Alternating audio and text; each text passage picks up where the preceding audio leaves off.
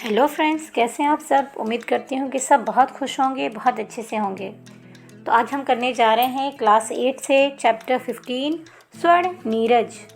संसार में सभी लोग सपने देखते हैं, किंतु उनमें से कितने ही साकार कर पाते हैं।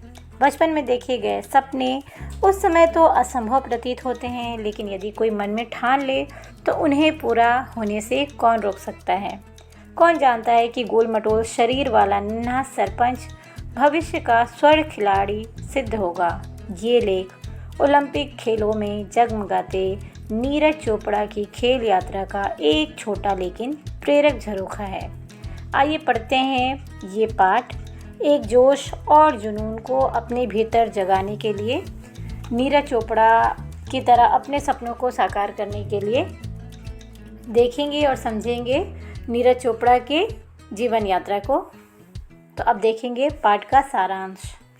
नीरज चोपड़ा का जन्म 24 दिसंबर 1997 को एक किसान परिवार में हुआ। नीरज चोपड़ा ट्रैक और फील्ड एथलीट प्रतिस्पर्धा में भाला फेंकने वाले खिलाड़ी हैं। नीरज ने 87.57 मीटर भाला फेंक टोक्यो ओलंपिक 2020 में स्वर्ण पदक जीतकर इतिहास रचा। अभिनव बिंद्रा के बाद किसी विश्व चैंपियनशिप स्तर पर एथलेटिक्स में स्वर्ण पदक को जीतने वाले वो दूसरे भारतीय हैं। नीरज चोपड़ा बचपन में काफ़ी मोटे थे। उनका इस कारण मजाक भी उड़ाया जाता था और उन्हें सब सरपंच कहते। नीरज चोपड़ा पानीपत के स्टेडियम गए। उनका मन भाला जेवलिन फेंकने में लगने लगा। जयवीर चौधरी ने उनकी प्रतिभा को पहचाना जब वो पानीपत स्पोर्ट्स अथॉरिटी जाते थे। नीरज चोपड़ा ने 2016 में वर्ल्ड अंडर 20 चैंपियनशिप में स्वर्ण पदक जीता। चोपड़ा को फौज में राजपूताना राइफल्स में जूनियर कमीशन ऑफिसर की नौकरी दी गई। नीरज चोपड़ा को नायब सूबेदार का रैंक दिया गया, जो कि एथलीट्स को आसानी से नहीं मिलता। वर्ष 2018 राष्ट्रमंडल खेलों में उन्होंने 86.47 मीटर भाला फेंककर स्वर्ण पदक अपने नाम कर लिया। वर्ष 2019 में नीरज चोपड़ा कंधे की चोट के शिकार हो गए, परंतु वर्ष 2021 में स्वीडन के कार्लस्टेड में दूसरा स्वर्ण पदक जीतकर विश्व को बताया कि वो टोक्यो ओलंपिक के लिए तैयार हैं। 7 अगस्त 2021 को टोक्यो के ओलंपिक खेलों में स्वर्ण पदक विजेता नीरज चोपड़ा ने भारत का नाम रोशन किया। तो आइए जानेंगे नीरज चोपड़ा की कुछ उपलब्धियों को। जैसे कि पहली उपलब्धि है इनकी स्टॉकहोम डायमंड लीग में जून 2022 में द्वितीय स्थान प्राप्त किए। ओरेगन वर्ल्ड चैंपियनशिप जुलाई 2022 silver medal. Lausanne Diamond League अगस्त 2022 प्रथम स्थान। ज्यूरिख सितंबर 2022 प्रथम स्थान। दोहा डायमंड लीग मई 2023 प्रथम स्थान। बुडा वर्ल्ड चैंपियनशिप अगस्त 2023 स्वर्ण पदक। अब इनको क्या क्या पुरस्कार और सम्मान अब तक मिले हैं वो देखते हैं। पहला सम्मान इनको मिला था अर्जुन पुरस्कार 2018 में, विशिष्ट सेवा मंडल 2020 में, मेजर ध्यानचंद खेल रत्न मिला था इनको 2021 में, परम विशिष्ट सेवा मंडल 2022 में और पद्मश्री इनको मिला है 2022 में। और विश्व एथलेटिक्स चैंपियनशिप द्वारा विश्व का नंबर भाला फेंक खिलाड़ी घोषित हुए अगस्त 2023 में। तो ये रही इनकी उपलब्धियाँ। अब देखेंगे इस चैप्टर से शब्द अर्थ। पहला शब्द है नीरज मतलब कमल, प्रतिष्ठा मतलब मान सम्मान इज्जत, जुनून मतलब पागलपन, बलवती मतलब प्रबल, दिनचर्या मतलब दैनिक कार्य, परिवेश मतलब वातावरण, ख्याति मतलब यश प्रसिद्धि फेम, सर्वोपरि मतलब सबसे ऊपर। अन्य भाषा के जो शब्द हैं वो है ranking, stadium, championship, javelin, record आदि अंग्रेजी शब्द अधिकतर इसी रूप में प्रयोग किए जाते हैं। मौखिक शब्दों में है सपने देखने से भी ज़्यादा ज़रूरी क्या है, भारतीय ओलंपिक इतिहास में क्या विशेष हुआ था, बचपन में नीरज को किस नाम से पुकारते थे और क्यों, नीरज की भाला फेंकने की इच्छा कब बलवती हो गई। और लिखित में देखेंगे नीरज ने शिक्षा कहाँ से प्राप्त की।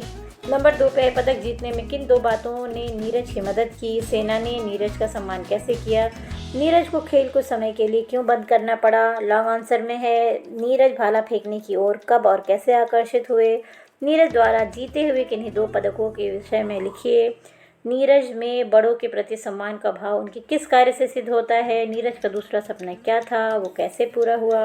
पहला प्रश्न था मौखिक में, सपने देखने से भी ज़्यादा क्या ज़रूरी है? सपने देखने से भी ज़्यादा ज़रूरी ज़िंदगी में खुद के लिए एक लक्ष्य तय करना है।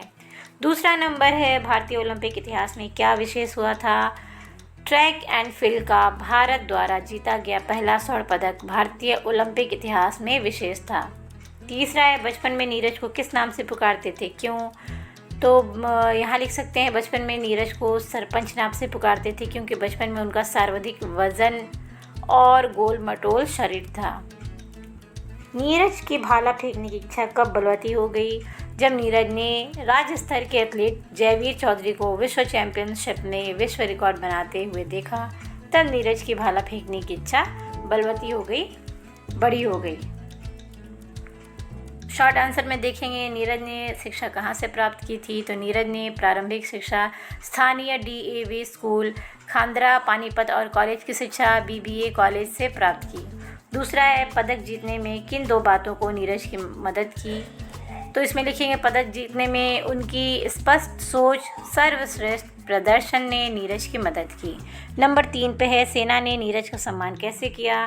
सेना ने उन्हें जूनियर कमीशन ऑफिसर बनाकर नायब सूबेदार के पद पर नियुक्त कर सम्मान किया। नंबर 4 पे है, नीरज को खेल को समय के लिए क्यों बंद करना पड़ा? नीरज को खेल को समय के लिए कंधे की चोट के कारण, उसके बाद कोरोना रोग के विश्व भर में फैलने के कारण बंद करना पड़ा। लॉन्ग आंसर में है, नीरज भाला फेंकने की ओर कब और कैसे आकर्षित हुए? कुल मटोल शरीर और 80 किलो वजन वाले नीरज के मोटापे को देखकर उनके चाचा को चिंता होने लगी। वे उसे पानीपत के स्टेडियम में ले जाने लगे। 13 साल के नीरज ने वहां दूसरे खिलाड़ियों को भाला फेंकते देखा तो वो उसकी ओर आकर्षित हुए। नंबर 2 पे है, नीरज द्वारा जीते हुए किन्हीं दो पदकों के विषय में लिखिए। तो 11 अगस्त 2018 को बीजिंग ओलंपिक खेलों की व्यक्तिगत स्पर्धा में स्वर्ण पदक जीतने वाले नीरज भारतीय खिलाड़ी बने। दूसरा है, नीरज ने ऑस्ट्रेलिया के गोल्ड कोस्ट में वर्ष 2018 में राष्ट्रमंडल खेलों में 86.47 मीटर भाला फेंककर स्वर्ण पदक जीता। नंबर 3 पे है, नीरज में बड़ों के प्रति सम्मान का भाव उनके किस कार्य से सिद्ध होता है? तो वर्ष 2021 में नीरज ने स्वीडन के कार्लस्टेड में फुलसम ग्रां में पूरा स्वर्ण पदक जीता।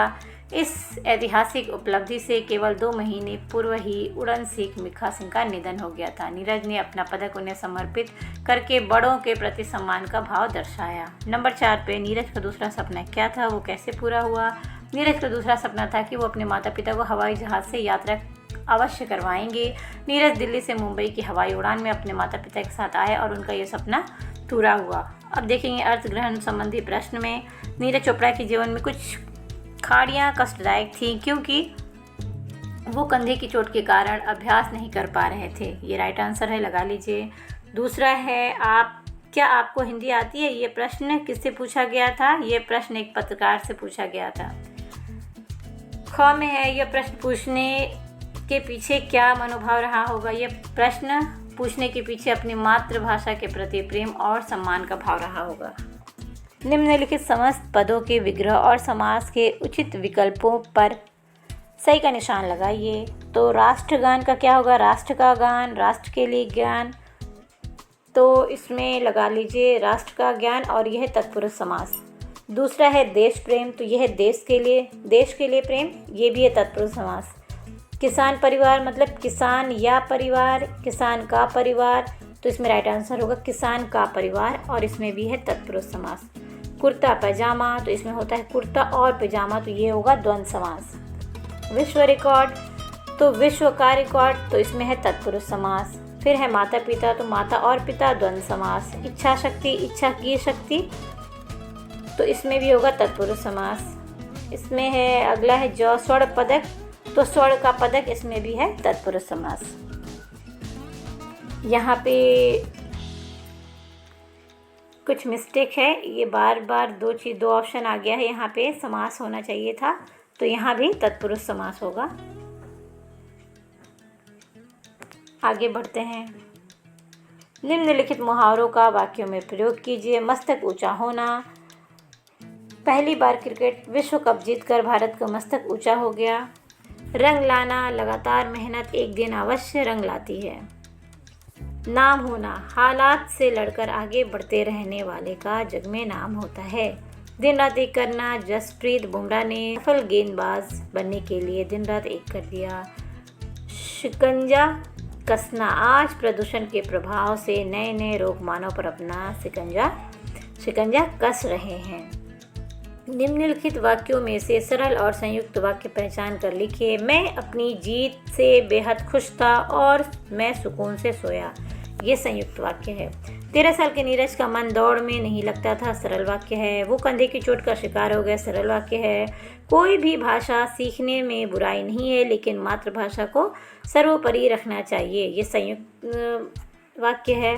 आगे देखते हैं। नीरज का वजन बढ़ रहा था, इसलिए उसके चाचा को चिंता हुई, संयुक्त वाक्य है। पत्रकार उनसे साक्षात्कार लेने लगे, ये सरल वाक्य है। निम्नलिखित वाक्यों में वाच्य परिवर्तित करके लिखिए।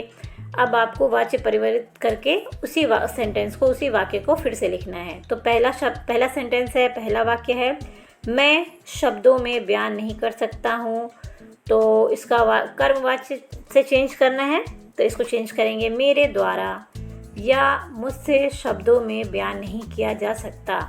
दूसरा है, नीरज द्वारा हर पल रोमांच का अनुभव किया जा रहा था। इसको कृत वाक्य में चेंज करना है, तो इसको लिखेंगे, नीरज हर पल रोमांच का अनुभव कर रहे थे। ग है, भारतीय सेना द्वारा नीरज को अफसर का पद प्रदान किया गया। तो इसको हमें कर्तवाच्य में चेंज करना है, तो इसको हम लिखेंगे, भारतीय सेना ने नीरज को अफसर का पद प्रदान किया। अगला है, नीरज को अपना पदक मिल्खा सिंह को समर्पित किया। इसमें कर्मवाच्य में चेंज करना है, नीरज द्वारा अपना पदक मिल्खा सिंह को समर्पित किया गया। अगला है, सरकार खिलाड़ियों को प्रोत्साहित करेगी। इसको कर्मवाच्य में चेंज करना है, तो सरकार द्वारा खिलाड़ियों को प्रोत्साहित किया जाएगा। तो बच्चों, ये चैप्टर 15 स्वर्ण नीरज यहीं समाप्त होता है। उम्मीद करती हूँ कि ये वीडियो आपके लिए हेल्पफुल होगी। मिलेंगे अगले वीडियो में अगले चैप्टर के साथ। तब तक के लिए अलविदा।